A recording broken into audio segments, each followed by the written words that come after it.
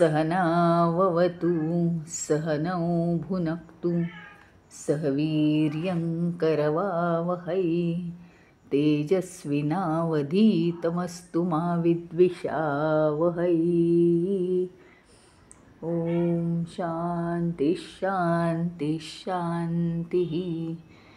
अखण्डमण्डलाकारं व्याप्तं येन चराचरं तत्पदं दर्शितं येन तस्मै श्रीगुरवे नमः। अज्ञानतिमिरान्धस्य ज्ञानाञ्जनशलाकया चक्षुरुन्मीलितं येन तस्मै श्रीगुरवे नमः। गुरुर्ब्रह्मा गुरुर्विष्णु गुरुर्देवो महेश्वरः गुरुरेव परं ब्रह्म तस्मै श्रीगुरवे नमः। स्थावरं जङ्गमं व्याप्तं यत्किञ्चित् सचराचरं तत्पदं दर्शितं येन तस्मै श्रीगुरवे नमः। चिन्मयं व्यापि यत्सर्वं त्रैलोक्यं सचराचरं तत्पदं दर्शितं येन तस्मै श्रीगुरवे नमः। त्वमेव माता च पिता त्वमेव बन्धुश्च सखा त्वमेव विद्या द्रविणं त्वमेव सर्वं मम देवदेव त्वमेव सर्वं मम देवदेव।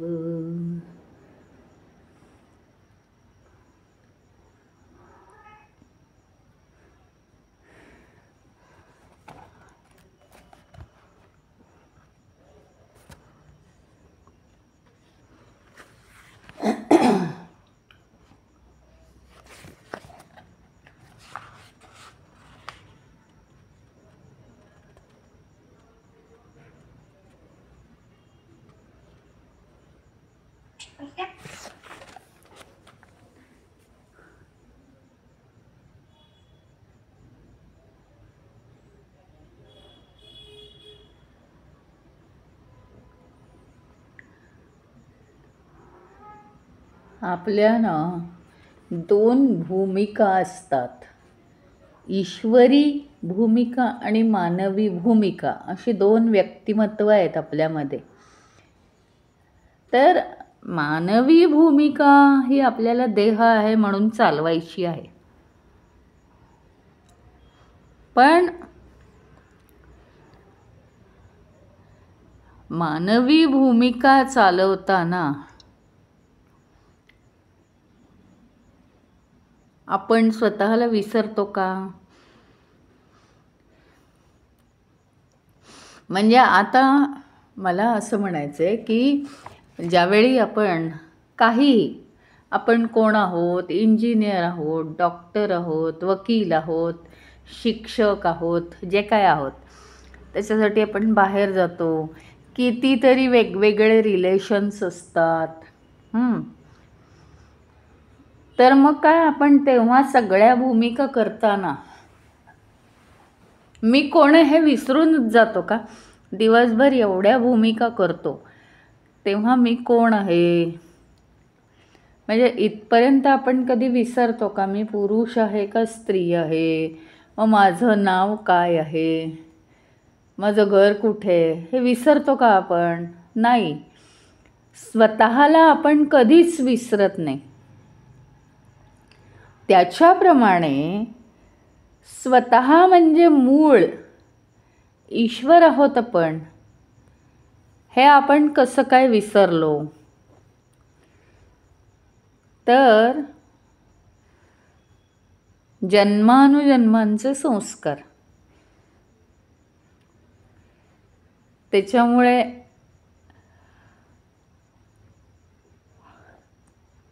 मेमरीवर पुटं चढली आपल्या, मेमरीवर आपल्या पुटं चढली आहेत, पुटं. आणि आपल्याला आठवत नाही की आपण ईश्वर आहोत.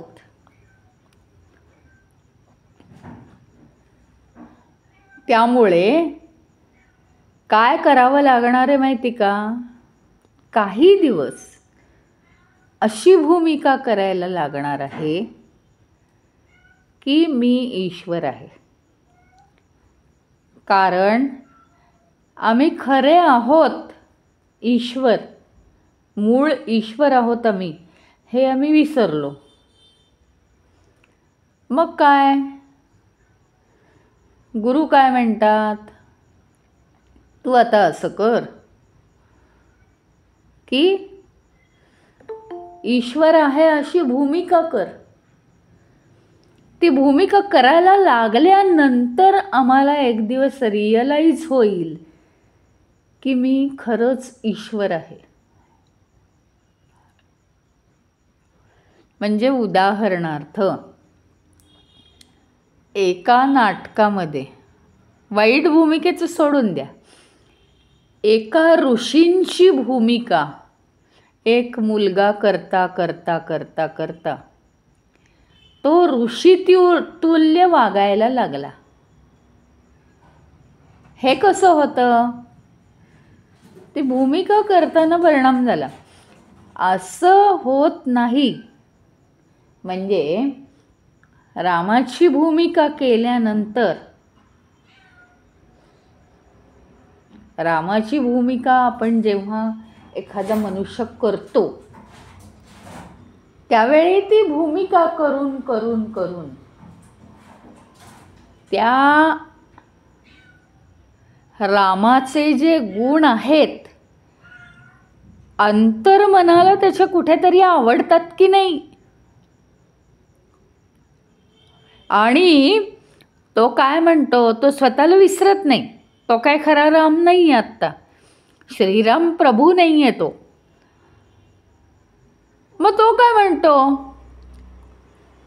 माझं नशीब, माझ्यावर कृपा आहे श्रीरामाची की मला त्याची भूमिका करायला मिळाली, पण मी तसा वागत नाही आहे.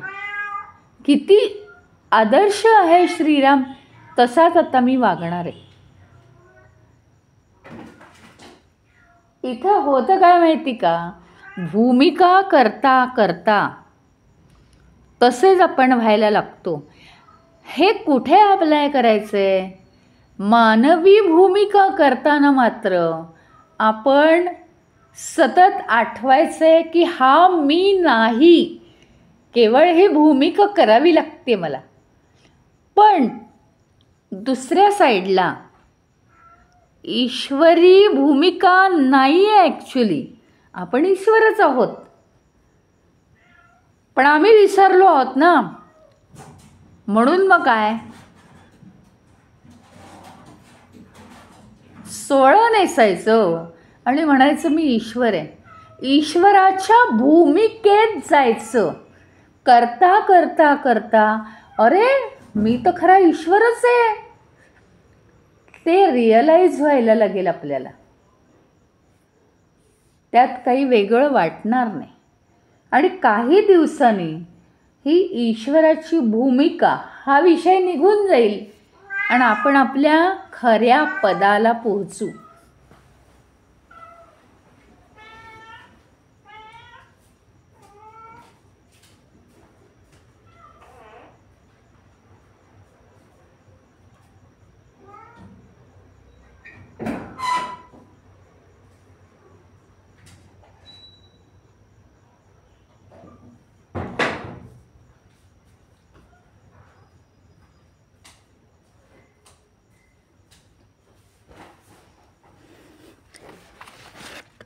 त्या पदाला पोहोचण्यासाठी आधी आपल्याला ती भूमिका केली पाहिजे. अशा या 2 भूमिका आहेत. कारण तुम्हाला प्रश्न पडेल की ईश्वरी भूमिका कशाला करायची, आम्ही ईश्वरच आहोत, मग भूमिका कशाला. तर आम्ही विसरलेलो आहोत म्हणून ती भूमिका करायची. आणि करता करता करता करता आपल्याला एक दिवस रिअलाईज होईल की मी ईश्वरच आहे.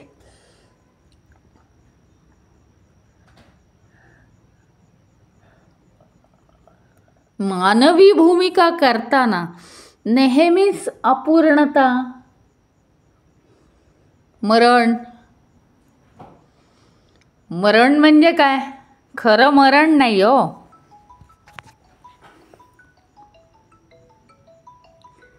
खरं मरण नाही.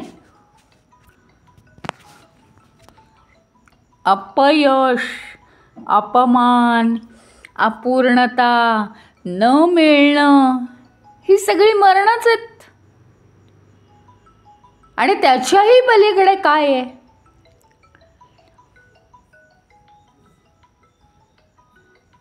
थोड्या वेळापूर्वीचा क्षण परत येत नाही म्हणजे मरणच आहे. प्रत्येक वेळी मरणच आहे. आणखीन एक गोष्ट आहे, सायन्स सांगतं दर 7 वर्षांनी आपल्या शरीरातल्या पूर्ण पेशी बदलतात. पूर्ण पेशी बदलतात म्हणजे काय झालं? जुन्या भूमिकेचं मरणच आहे. अगदी लहानपणी मी कशी होते त्या भूमिकेचं आज मरणच आहे. दर 7 वर्षांनी 7 वर्षाची सायकल असते. त्या 7 वर्षात आपले सगळे गुणधर्म स्थिर राहतात. 7 वर्षानंतर 7 वर्षाचा कालावधी संपला की सगळ्या पेशी आपल्या बदलल्यामुळे आजूबाजूच्या सगळ्या वातावरणानुसार आणि आपल्याला आलेल्या अनुभवानुसार सगळ्या पेशी नवीन बनलेल्या असतात. म्हणजे मरणच आहे ना एक प्रकारचं. 700 टप्प्यांनी तुम्ही बघा ना किती सायकल आयुष्यात पूर्ण केल्या आहेत.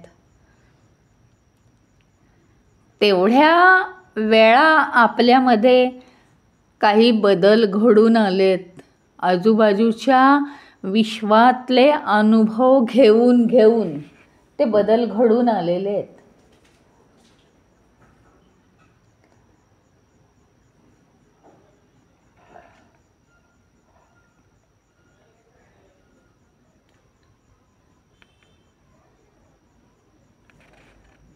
आणि मग आपल्याला कळेल की जर दर 7 वर्षांनी या देहामधल्या सगळ्या पेशीच पूर्ण नष्ट होऊन नवीन निर्माण झालेल्या असतात तर या देहावर सुद्धा आपली अजिबात सत्ता नाही आहे. या देहावर सुद्धा आपली सत्ता नाही आहे. आपल्या हातात काहीच नाही आहे हे आपल्या लक्षात येईल. आणि मग आपण जे भूतकाळात रमतो आहोत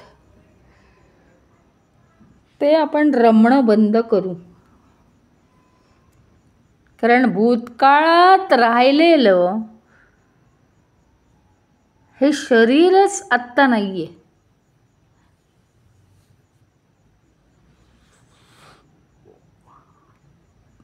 हे जे शरीर, ज्या शरीराला मी माझं म्हणतोय किंवा सगळ्याच पेशी बदलल्यामुळे या मनाला जे मी माझं म्हणतो आहे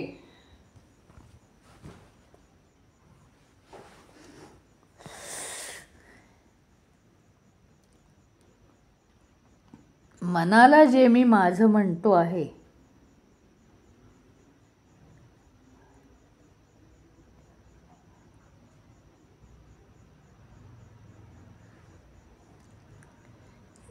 ते काहीच राहिलं नाही, बुद्धीसुद्धा राहिली नाही, सगळ्या पेशी बदलल्या आहेत. मग त्या शरीर मन बुद्धीचे जे अनुभव होते ते अनुभव आज कुठे राहिलेले आहेत? म्हणजे भूतकाळातलं आठवण्यात काही अर्थ नाही. आता आपण म्हणतो काय माहिती का, की हां गेल्या जन्मातलं मला आठवत नाही, गेल्या जन्मातलं आठवत नाही, आणि या जन्मातलं उगीचच आठवण्याचा प्रयत्न करतो. त्यातही काय फारसा अर्थ नाही आहे. कारण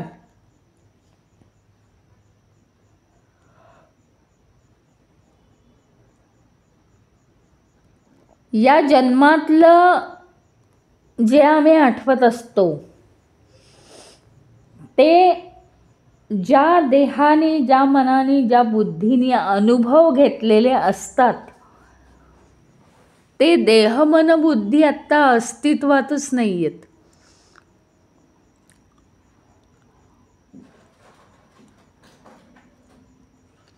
उदाहरणार्थ, एका मनुष्याने अतिशय हुशार असल्यामुळे 100 सर्टिफिकेट कमावली.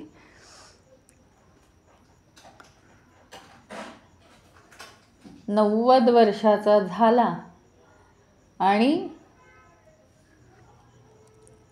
मरण पावला. आता त्या 100 सर्टिफिकेटचं काय?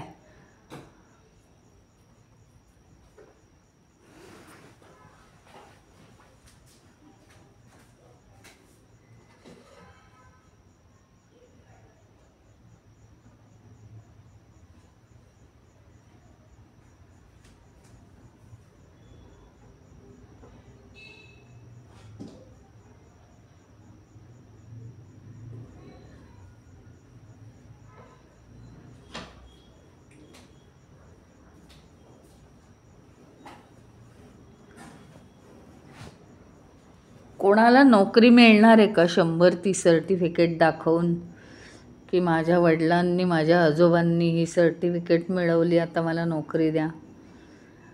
ते देह मन बुद्धी आज राहिलेलंच नाही आहे ज्यांची ही सर्टिफिकेट्स आहेत. त्यामुळे या जीवनात कोणतंही यश मिळवणं आणि त्या यशासाठी तडफड करणं हे योग्य आहे, माणसाच्या जन्माला येऊन करावं, पण शक्तीपलीकडे करू नये. त्या काळापुरतं ते योग्य आहे.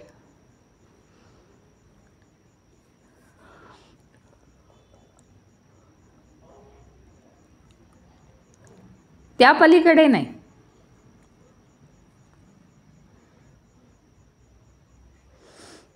वीस वर्षापूर्वी माझ्यावर अन्याय झाला होता हे म्हणणं अतिशय चुकीचं आहे. 20 वर्षापूर्वीचं मी आज नाही आहे. दर 7 वर्षांनी मी बदलतोय.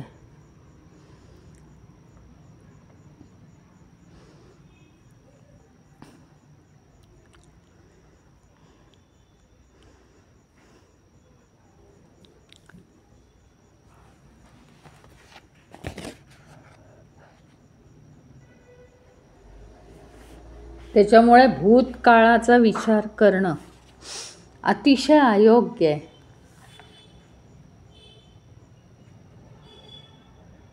भूतकाळ हा कसा आहे?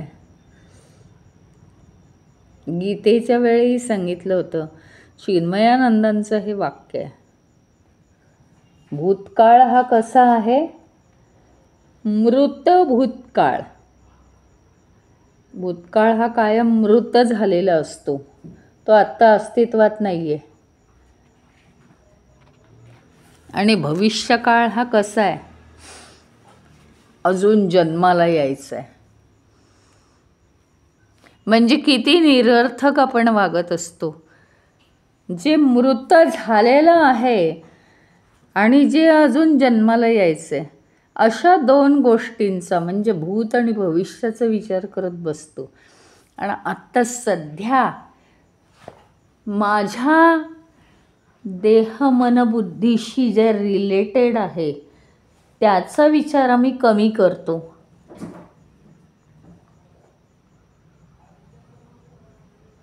जो काळ मृत झालेला आहे त्याचा आणि जो काळ अजून जन्माला यायचा आहे त्याचा खूप विचार केला जातो.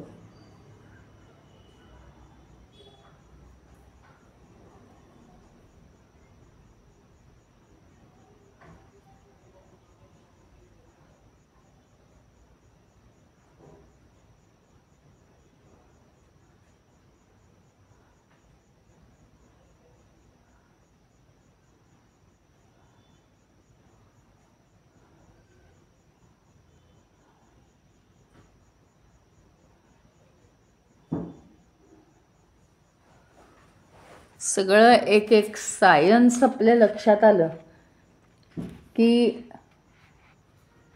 कसलाच प्रॉब्लेम नाही.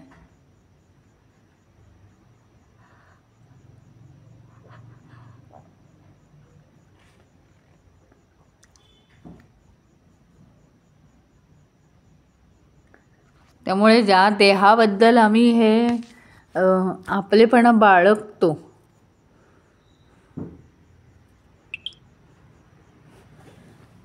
तो देह नाहीच आहे आपला.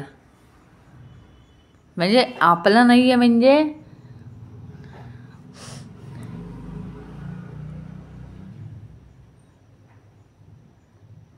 देह बदलतोय रोज असं.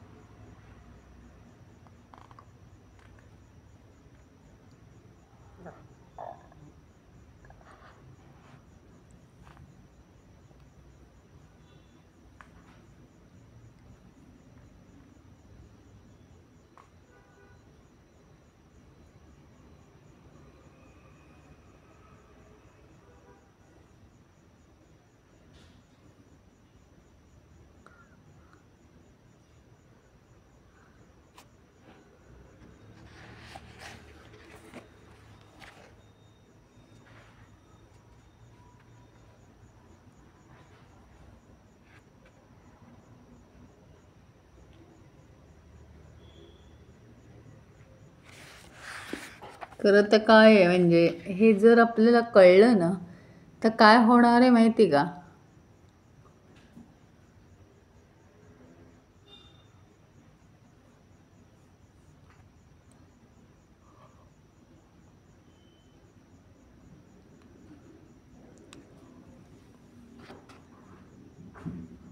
सगळी काय आहेत आमचे विचार जसे आहेत ना तसे सगळे सावलीच्या रूपात आपल्या आजूबाजूला आहेत.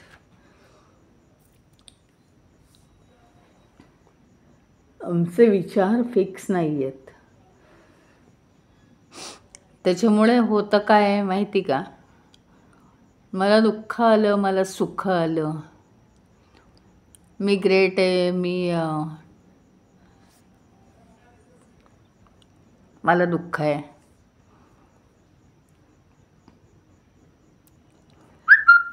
हे सगळे सुख आणि दुःख आपल्या सावलीसारखे आपल्या आजूबाजूला फिरत असतात. सुख आणि दुःख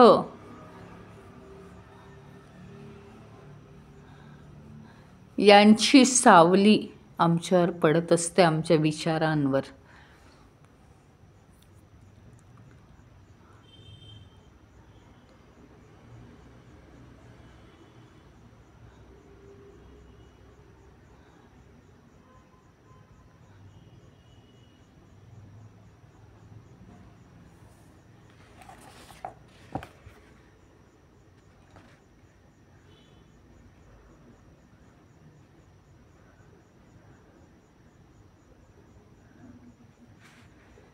म्हणजे खरं तर हे असं काही बोललं तर उद्यापासून कोणी येणारच नाही. पण खरं तर सांगायचं झालं तर जीवभाव हा जो आहे, जीवभाव, या देहाबद्दल आपला भाव असणं की मी आहे, मी आहे, मी आहे,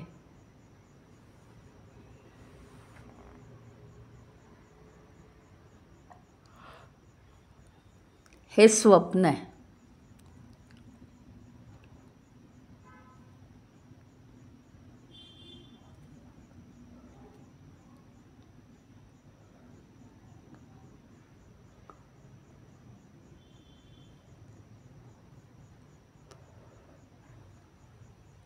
स्वप्न आहे सगळं हे.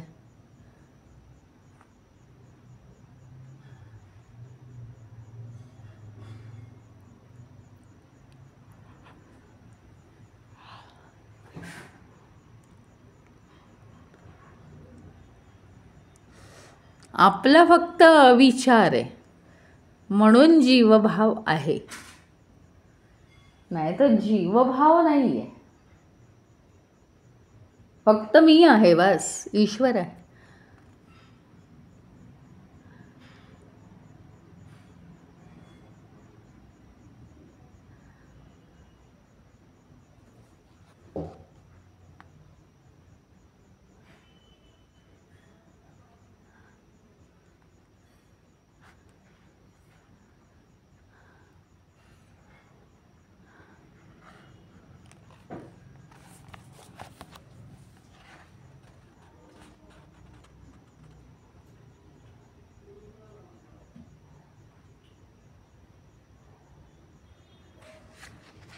काय आहे माहिती का, सगळ्या बाजूनी हे आपण समजवून घेतलं पाहिजे की हे काय आहे. हा जर विचार आपला पक्का होत गेला ना एकदा, तर होईल, नाही तर नाही होणार.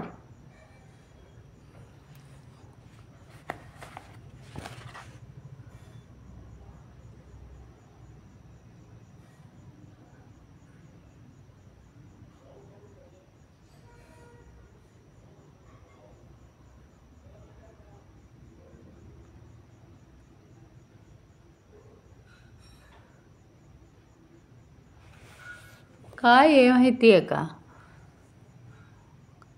अभ्यासाने कळेल ते. कुठलीही गोष्ट आहे दिसते, आता थोडंसं हे सुरू केलं ना की एक वेडेपणा वाटेल आपल्याला. अरे दिसतंय तरी नाही कसं म्हणायचं.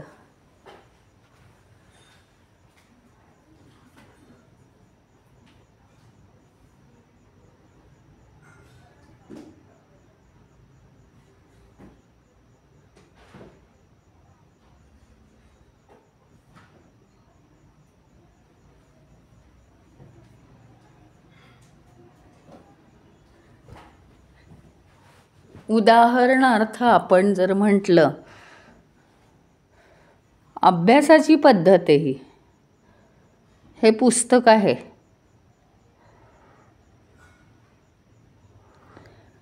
काही स्थूल कण एकत्र आल्यामुळे ते पुस्तक दिसतंय आपल्याला.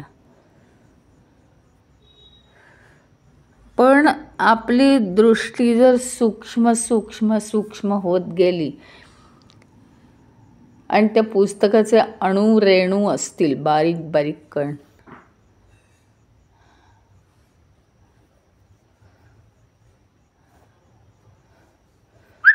तर ते पुस्तक दिसणार नाही, बारीक कण दिसतील.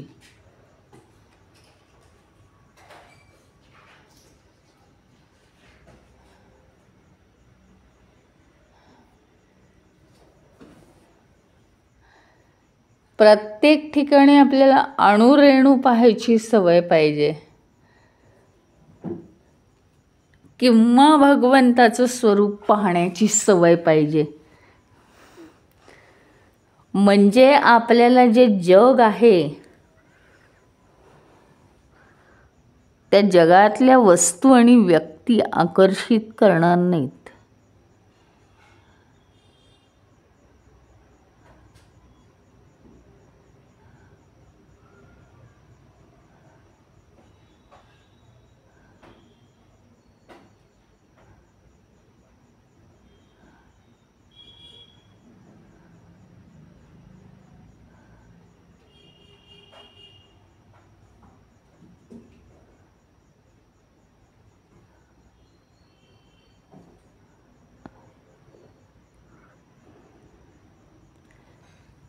प्रत्येक गोष्ट बघायची आणि ती नाही आहे असं इमॅजिन लगेच करता येणार नाही, पण ती अणुरेणूच्या स्वरूपात बघायची.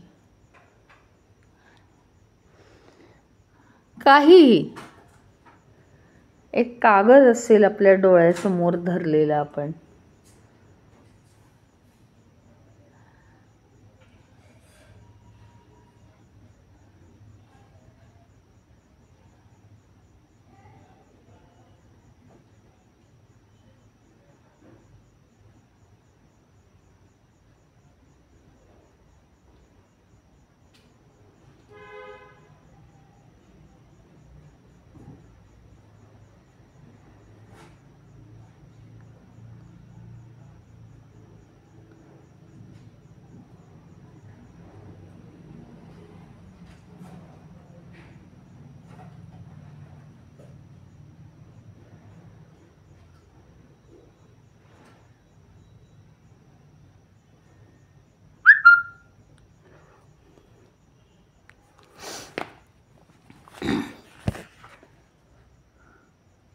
वेगवेगळे मार्ग आहेत.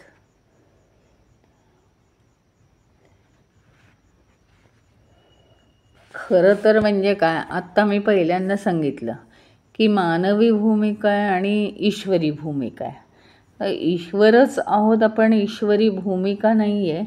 पण ती भूमिका म्हणजे ईश्वर आहोत हे विसरल्यामुळे खोटी खोटी निदान भूमिका करायला लागते, आणि भूमिका करायला लागल्यानंतर आपल्याला रिअलाईज होतं की आपण ते ईश्वर आहोत. मग आपल्याला कळायला लागतं. त्याच्याप्रमाणेच खरं तर सगळ्या वस्तू ज्या काही आहेत त्या चैतन्यावर आरोपित केलेल्या आहेत. म्हणजे मुळाला बेसिकला चैतन्यच आहे सगळीकडे, त्याशिवाय त्या वस्तू दिसू शकत नाहीत.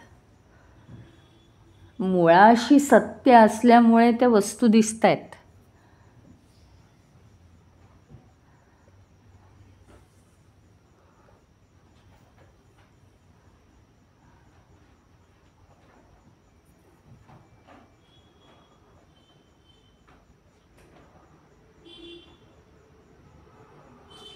त्यामुळे आपल्याला असा एक्सरसाइज करायला लागणार की हा मोबाईल नाही आहे, हे अणुरेणू आहेत.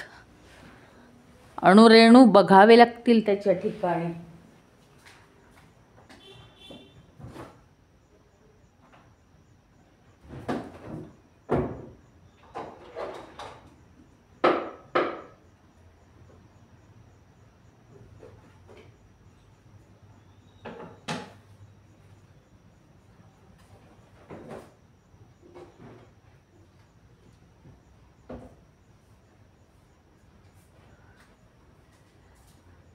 ॲक्च्युअल जे आहे ते आम्हाला पटणार नाही, म्हणून आधी ते मुद्दाम बघावं लागेल आणि मग हळूहळू कळेल की कोणताही, म्हणजे ह्याच्यात उद्देश हा आहे की कोणताही आकार जो आमच्या मनाने घेतलेला आहे त्याचा ध्यास, कोणताही आकार, आणि ते आकार मनामध्ये ठेवून आम्हाला लोभ मोह होतात. आम्हाला हे पाहिजे, ते पाहिजे, ते पाहिजे, हा उद्देश आहे. त्याचा अणुपरमाणू बघणं, ती वस्तू बघण्यापेक्षा सगळ्या परमाणूंनी ती वस्तू बनलेली आहे, बस ते बघणं तिथे, ही प्रॅक्टिस केली पाहिजे. परमाणूंचा कोणाला लोभ राहिला आहे का, मोह राहिला आहे का परमाणूंचा? नाही. म्हणजे हा एक नवा मार्ग आहे मुक्त होण्याचा.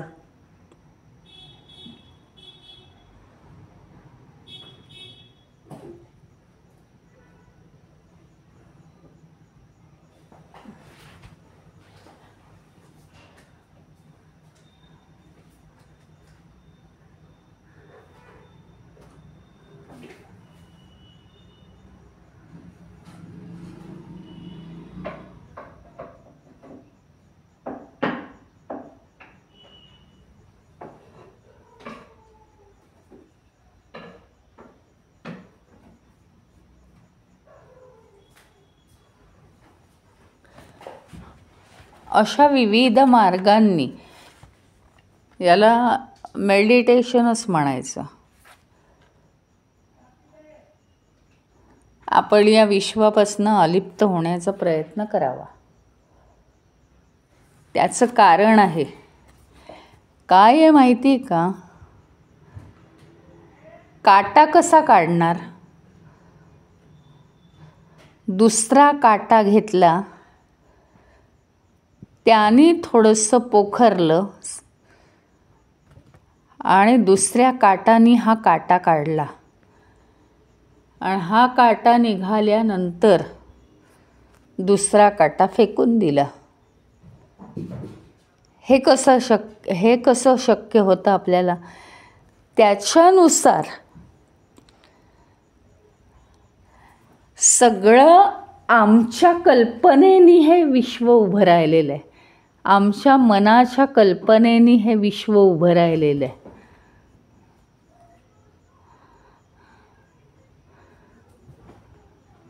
सगळ्या कल्पना या खोट्या आहेत. मग आता हे विश्व उभं राहिलं आहे आणि आम्ही याच्यात बंधनात पडलो आहे. किती सगळं नाटक आहे ना. आमच्या मनाच्या कल्पनेने जिथे सगळं नुसतं सत्याने वेढलेलं आहे हे विश्व, तिथे सगळे आकार वेगवेगळे दिसत आहेत आम्हाला आणि त्यांनी आम्हाला मोह होतोय. मग हे काय आहे? तर आम्हीच तयार केलेल्या कल्पना आहेत. त्याची सुरुवात कुठे झाली आम्हाला नाही माहिती, आम्हाला आठवत नाही, म्हणजे आम्ही अज्ञानी आहोत. पण यदा कदाचित आम्हीच कुठेतरी ती सुरुवात केलेली आहे. मग सगळं जर हे कल्पनेनी वेढलेलं आहे, तर दुसऱ्या एका कल्पनेनीच ते नष्ट होईल. काट्याने काटा काढायचा. आणि म्हणून मला मोबाईल दिसतोय, मला घर दिसतंय, मला पुस्तक दिसतंय, मला छान पेन दिसतोय, आणि तिथे आता ह्या सगळ्या कल्पना आहेत. मग ते कशा आहेत, काय आहेत, याचा अभ्यास करायला लागलं तर बुद्धी काय करेल? आपल्याला कमी पडेल मनाच्या पुढे. याचा अभ्यास नाही करायचा. कल्पना ही कल्पनेनी मारायची, मग दुसरी एक कल्पना करायची. हा मोबाईल, हे पुस्तक, वस्तू कशी तयार झाली आहे? अणु परमाणूंपासून ती वस्तू तयार झाली. हजारो लाखो करोडो परमाणू हे एकत्र येऊन ती वस्तू तयार झालेली आहे. म्हणून हा मोबाईल नाही, हे अनंत परमाणू आहेत. हे पुस्तक नाही, हे अनंत परमाणू आहेत. आणि ते अनंत परमाणू डोळ्यांनी दिसायला पाहिजेत. म्हणजे आपण इमॅजिन करायला पाहिजेत ते.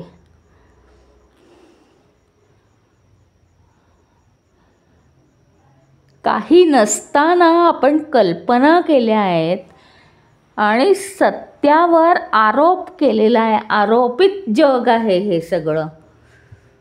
मग त्या आरोपित जगावर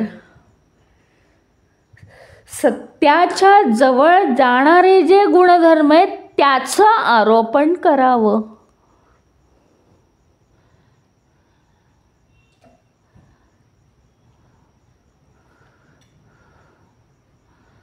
जर केळं खाल्ल्याने सर्दी होत असेल तर केळातल्या काळ्या बिया खा, सर्दी जाईल. प्रॉब्लेममध्येच सोल्युशन आहे. काय प्रॉब्लेम आहे? केळ्याचा प्रॉब्लेम आहे का? मग केळ खाऊन बीवालं, काळ्या बियावालं केळ खा, सर्दी होणार नाही.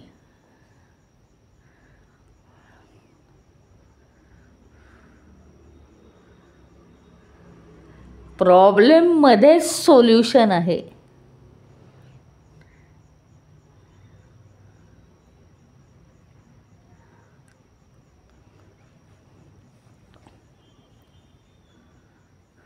म्हणून जर हे आपल्या कल्पनेने जग निर्माण झालंय,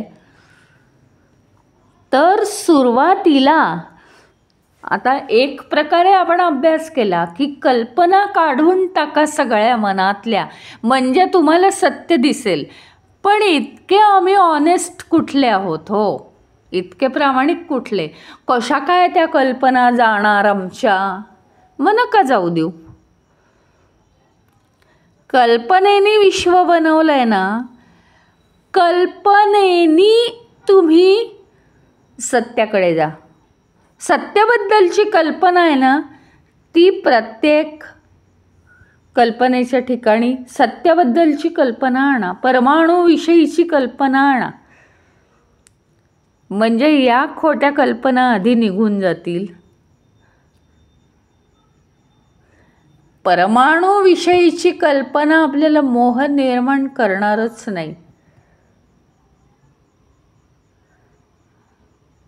एक पैठणी आहे,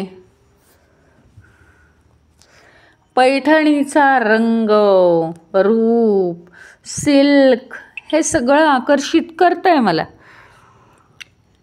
पण त्या ठिकाणी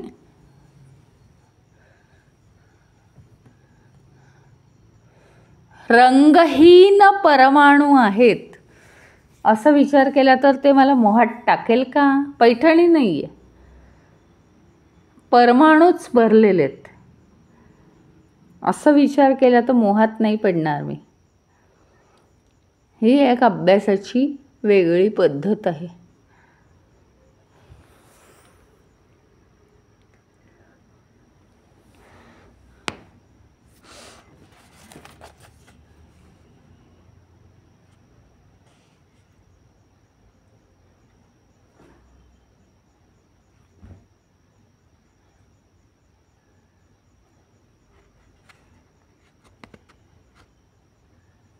मग इथे अहमभाव, जीवभाव यांचा मोठमोठाला अभ्यास करण्याची गरज नाही.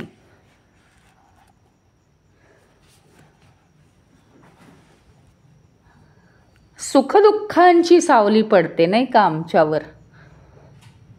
कल्पना करा, आपल्या आजूबाजूला सारखी ईश्वराची सावली पडते, म्हणजे ईश्वर आहेच, असल्याशिवाय का सावली पडते?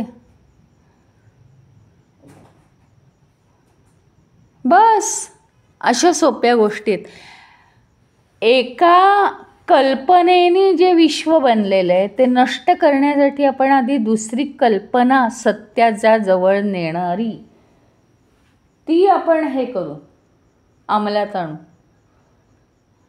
म्हणजे करणं सोपं जाईल.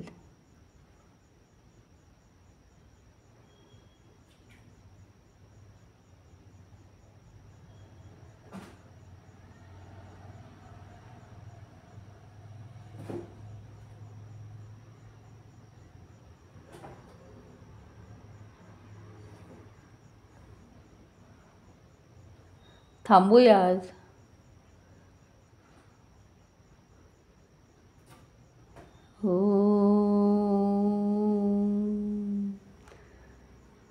ओम पूर्णमद पूर्णमिदं पूर्णात् पूर्णमुदच्यते पूर्णस्य पूर्णमादाय पूर्णमेवावशिष्यते. ओम शांति शांति शांति. हरि ओम. श्री गुरुभ्यो नमः. हरि ओम.